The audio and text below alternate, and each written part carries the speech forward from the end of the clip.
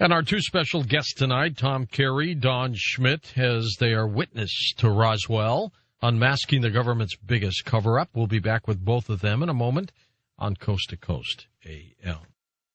So there was a nurse at a local hospital in Roswell, New Mexico, who apparently told the mortician, Glenn Dennis, about the bodies that she had seen. She was distraught. They were never able to verify the story on the Glenn Dennis end.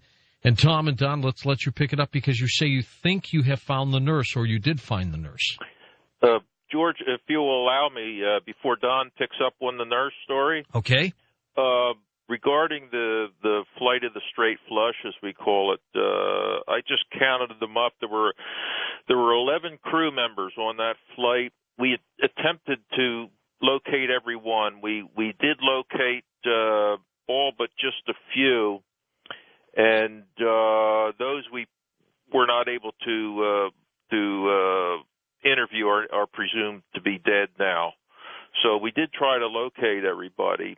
And when Arthur mentioned that when they were all after the flight, they were gotten together and told that if you talk about it, I think Art said you'll find yourself in Fort Worth. Mm-hmm. He meant Fort Leavenworth. Yeah, exactly. So, but anyway, there was also, we also tried to, and we did locate the flight ops officer, the flight operations officer on that flight. Mm-hmm. His name was Edgar Skelly.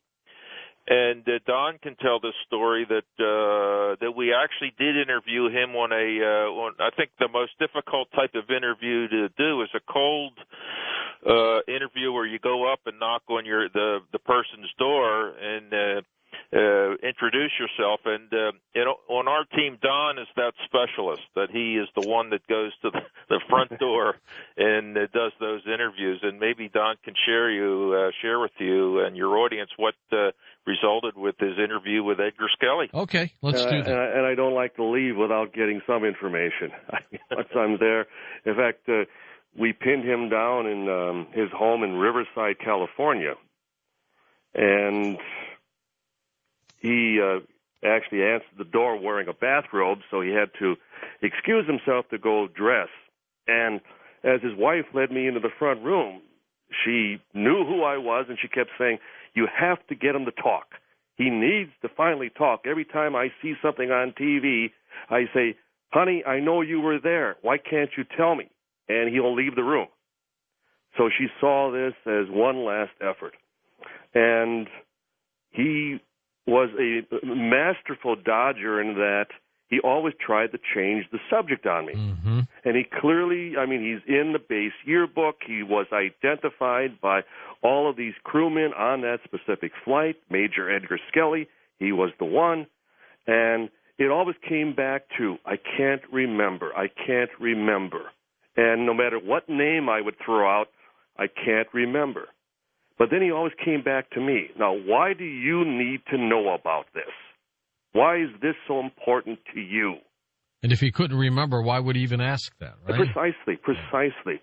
And then he suggested, well, I was in a minor car accident a few weeks ago. I hit my head, and I'm having a hard time remembering. But yet when I was finally leaving, and I asked him for a shortcut back to L.A., he knew exactly how to lay it out for me. So I said, well, thank God that car accident didn't cause any permanent damage.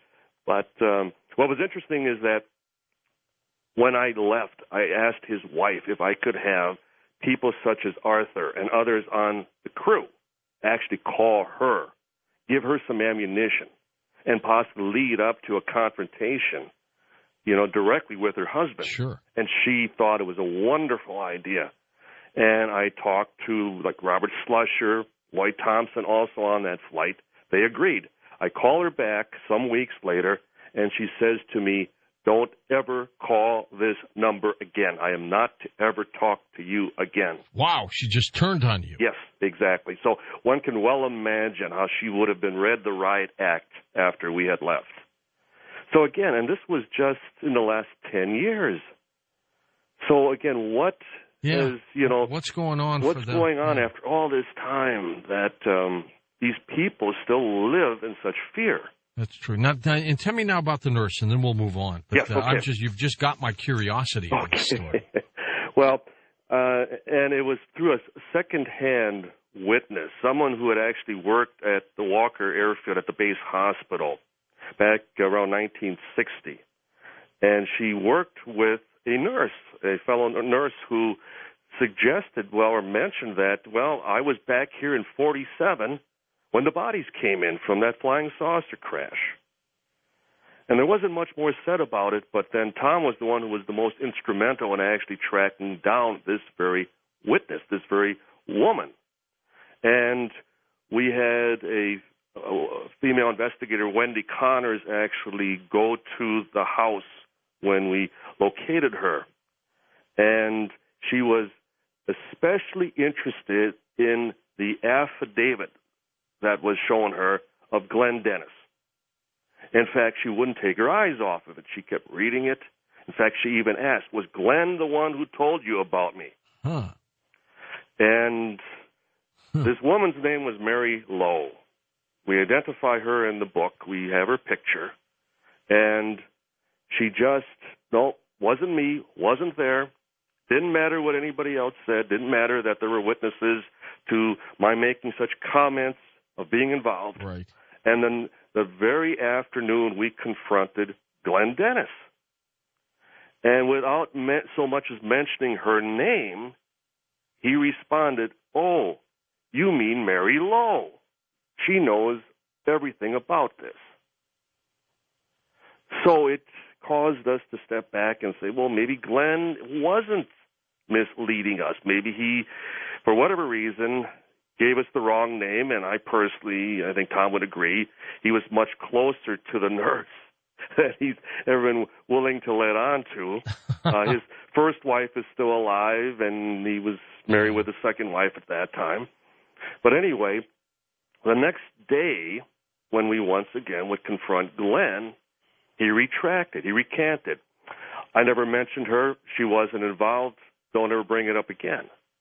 It's like somebody got to him, too. Or she called him and said, how dare you, how could you possibly have betrayed that, our confidence in this story? And end of story. We tried repeatedly after that. We know there were nurses involved. We've had other nurses who we've suspected. And amazingly enough, even the nurses in M Squad, in the medical squad, in the yearbook, they all died rather young.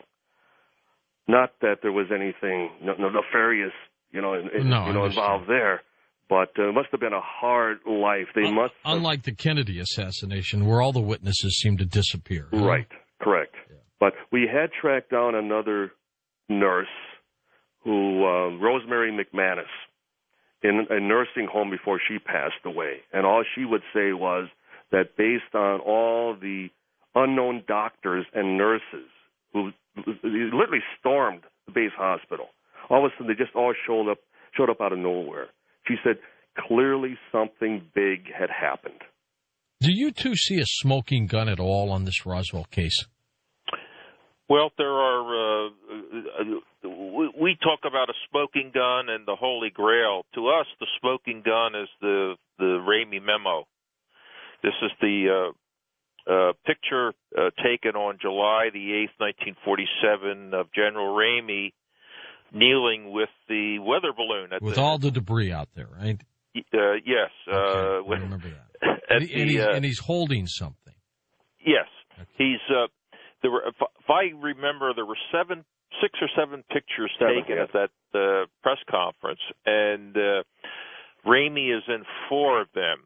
2 by himself and 2 with his adjutant, Thomas Dubose, Colonel Dubose. And you can tell by he's holding what appears to be a telex in his hand.